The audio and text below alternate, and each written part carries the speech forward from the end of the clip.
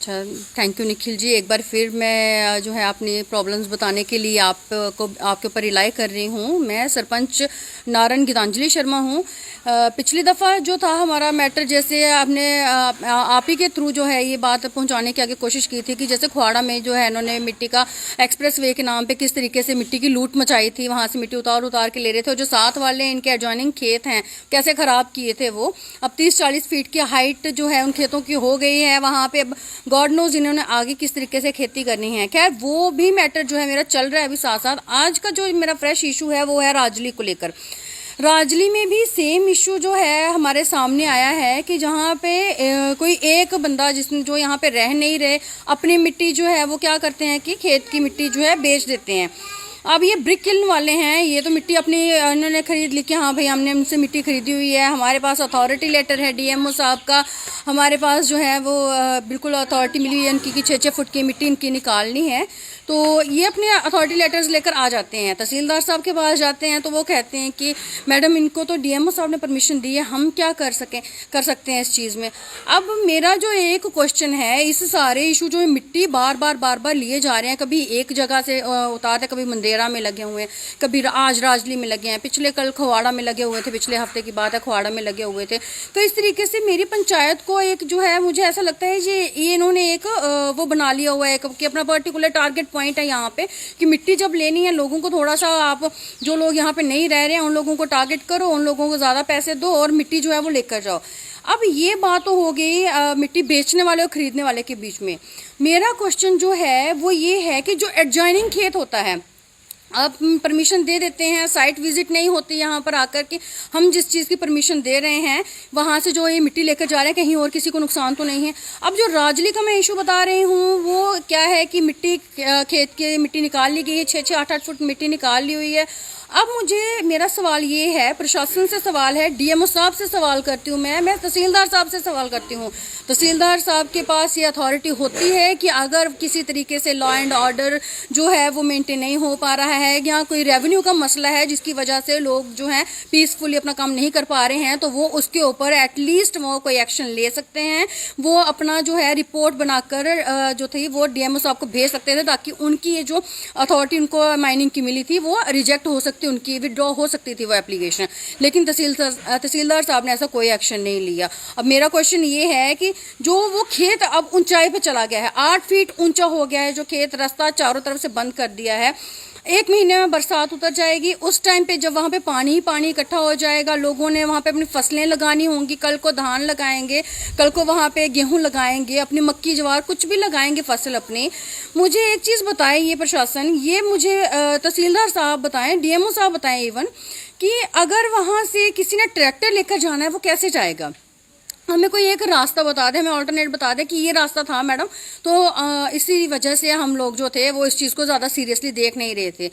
अब वो वहाँ से ट्रैक्टर तो जाने को रहा, फ़र्ज़ किया ट्रैक्टर नहीं लेकर जाते हैं, हम भाई हाथ से ही करवा लेते हैं उसको। मुझे बताओ जब एक इतना बड़ा गट्ठा किसी ने उठाया होगा सिर पे, वो कैसे उतरेगा वहाँ से और कैसे चढ़ेगा वहाँ पे। 8 फुट का हाइट है, मतलब कि मेरी और आपकी हाइट से भी ज़्यादा हाइट रहेगी जिसकी, ठीक है, वो 8 फुट की हाइट पे कोई जंप करके उतरेगा या जंप करके चढ़ेगा वो इतना बड़ा गट्ठा लेकर। ये चीज़ जो है बिल्कुल क्लियरली अंडरस्टूड है कि आपने मतलब कि कितना नुकसान किया जिसका एडजॉइनिंग खेत है। आप बाद में बोलते हो कि ये परमिशन जो है वो इस फलाने ने दे दी, हम ये नहीं कर सकते वो नहीं कर सकते। आप लोग अगर कुछ कर नहीं सकते हैं तो मुझे नहीं लगता कि आप डिपार्टमेंट में, मतलब कि ये डिपार्टमेंट होना चाहिए, ये डिपार्टमेंट है ही क्यों। रेवेन्यू वाले अगर कुछ कर नहीं सकते हैं तो रेवेन्यू डिपार्टमेंट है भी क्यों है। अगर ये सब कुछ जो है माइनिंग वाले ये देखेंगे। अब अगर माइनिंग में मैं फ़ोन करती हूँ तो वहाँ से हमें मिलता है जवाब कि रेवेन्यू वाले रिपोर्ट बनाकर भेजते हैं, डीसी साहब से अप्रूव होकर आती है, उसके बाद हम परमिशन देते हैं। तो देखा जाए तो एक तरीके से आप चैनलाइज्ड वे में काम कर रहे हैं, लोगों कहने को आप लोगों के लिए कर रहे हैं, लेकिन क्या ये सचमुच लोगों के लिए है। एक बंदा फ़ायदा लेकर जा रहा है मिट्टी बेचकर, और दूसरा बंदा नुकसान में है कि उसके जो खेत खराब हो गया, उसको आने जाने का रास्ता नहीं है, बारिश होगी पानी उसके बीच में जाएगा, आज नहीं तो कल 2 महीने 4 महीने या 1 साल में वो खेत बैठ जाएगा। जैसे 8 फुट उसकी मिट्टी निकली थी वैसे 8 फुट वो खेत भी बैठ जाएगा दूसरा। ये तो एक इतनी लॉजिकल सी बात है जो आजकल मुझे लग रहा है 2nd क्लास पढ़ता हुआ बच्चे को भी पता होती है। फिर ये रेवेन्यू वालों को कैसे समझ में नहीं आती। रिपोर्ट डालने के नाम पर जो है रिपोर्ट डाली जाती है कि अब बोले हम तो ये पटवारी साहब हैं, हैं या तहसीलदार साहब हैं, मैं इनकी बहुत रिस्पेक्ट करती हूँ, क्योंकि कई मैटर्स ऐसे होते हैं जहाँ पे इनका पूरा कोऑपरेशन रहता है हमारे साथ, और हम भी इनके साथ पूरा फुली कोऑपरेट करते हैं। अब इस पर्टिकुलर मैटर पे जो है, जैसे कोई कोऑपरेशन नहीं मिल पा रहा, मैं बार बार फ़ोन कॉल्स कर रही हूँ, मैं बार बार जो है लेटर्स लिख के दे रही हूँ, उसके बावजूद भी जैसे कोई मुझे रिस्पॉन्स मिल नहीं पा रहा है, तो अब आखिरकार मैं मजबूर होकर जो है ये सब क्यों बात पहुँचाने के लिए मैंने मीडिया का जो है वो सहारा लिया है कि कम से कम अब 4 लोग देखें, सुने और देखें कि किस तरीके से काम किया जा रहा है। क्या ये सिस्टम है? क्या मोदी गवर्नमेंट, जो हमारे मोदी साहब इतनी सारी स्कीम्स लेकर आ रहे हैं किसानों को अपलिफ्ट करने के लिए। एग्रीकल्चर का पीछे हमारे यहाँ पे प्रोग्राम चला था 3 दिन का, वहाँ पे हमें बताया गया 30-40 स्कीम्स हैं, लोगों को अपलिफ्टमेंट के लिए क्या कुछ किया जा रहा है।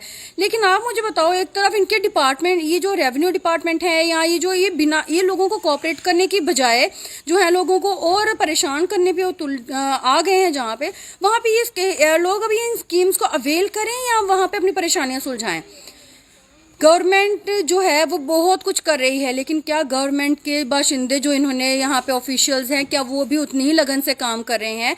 ये मेरा सवाल है आज का। इस सारे मुद्दे को देखते हुए मैं कोशिश कर रही हूँ, अपने लेवल पे कोशिश कर रही हूँ कि मैं हर जगह जहाँ पे जा सकती हूँ मैं जाऊँ, क्योंकि मुझे लगता है कि जो लोग खेती बाड़ी कर रहे हैं, जो ज़मीन पे निर्भर कर रहे हैं, इसी ज़मीन पे निर्भर कर रहे हैं, आने वाले टाइम में वो यहाँ पे कैसे सर्वाइव करेंगे, ये एक क्वेश्चन अगर मेरे दिमाग में है तो ये क्वेश्चन उन हायर ऑफिशियल्स के दिमाग में भी होना चाहिए, जो परमिशन देते हैं या फिर जो कंप्लेंट होने के बावजूद यहाँ पे साइट विजिट के लिए नहीं आते, यहाँ पे देखने के लिए नहीं आते, और रिपोर्ट के नाम पर जो है पटवारी साहब लिख के दे देते हैं कि 6 फुट की इनकी जो थी परमिशन थी, तो ये 6 फुट ही निकाली है। लेकिन वो 6 फुट निकालने के साथ एडजॉइनिंग खेत जो है वो कितने नुकसान में जा रहा है, वहां से आने जाने का रास्ता क्या है, ये क्वेश्चन मार्क जब रिपोर्ट में नहीं दिया जाता तो उसके लिए मजबूर होके जो है हमें आज मीडिया का सहारा लेना पड़ रहा है। तो मैं गुजारिश करूंगी प्रशासनिक अधिकारियों से, अपनी एडमिनिस्ट्रेशन से, या फिर जो भी लोग ये वीडियो देखेंगे, मैं उन सब से गुजारिश करूंगी कि आप सब लोग अवेयर बनिए, अपने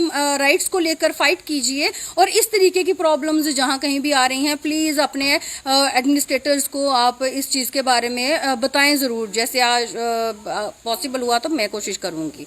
थैंक यू।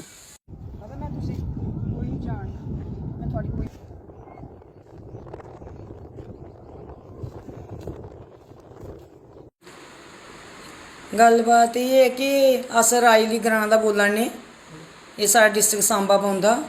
इत्थे ये है कि मतलब जमीन जेह्ड़ा भट्ठे दे कन्नै जेह्ड़े मतलब खेतर पे न, ओह् जबरदस्ती उत्थुआं मिट्टी चुक्की जा दे।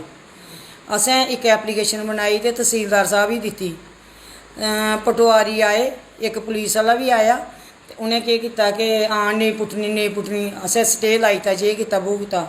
मगर शामी लै जिसलै न्हेरा होंदा ओह् रातीं बी पुट्टदे, केईं बारी सवेरे बी पुट्टदे, केईं बारी रातीं बी पुट्टदे। ओह् आखेआ साढ़े नेईं लग्गे, क्योंकि जेह्ड़ी असें एप्लीकेशन दित्ती ओह्दी सुनवाई नहीं होई है, ना कुसै सुनी गल्ल नहीं। इक खेतर हून तुस स्हाब लाओ कि जेह्ड़ा दूआ खेतर इन्ना डीप करी ओड़ेआ उ'नें कि ओह् कोई 7-8 फुट 6-7 फुट थल्लै चली जा। तुस स्हाब लाओ कि कल्ले गेड्डा असें ट्रैक्टर लंघाना, अगर असें ट्रैक्टर लंघाना, अस ओह् जमीन मतलब बाह्नी ऐ जां करनी ऐ, ओह् ट्रैक्टर कि'यां आग?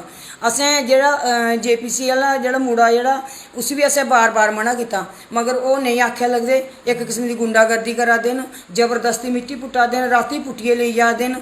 एह् तरीका ठीक नहीं है। अस ते तंग आइए, अस ते इक जिमीदार लोग ऐं कि असें जमीना च फसल होग ते अस खागे जां मेहनत करगे ते खागे।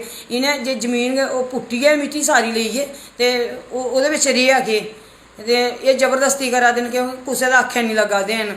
असें साढ़ी सरपंचनी मैडम ऐ गीतांजलि नारन दी, असें उ'नेंगी आखेआ, ओह् बेचारियां आइयां, ओह् मतलब दोपैह्र इन्नी धुप्प 2-2:30 बजे कन्नै ओह् इत्थै आइयां, ओह् पैदल गेइयां।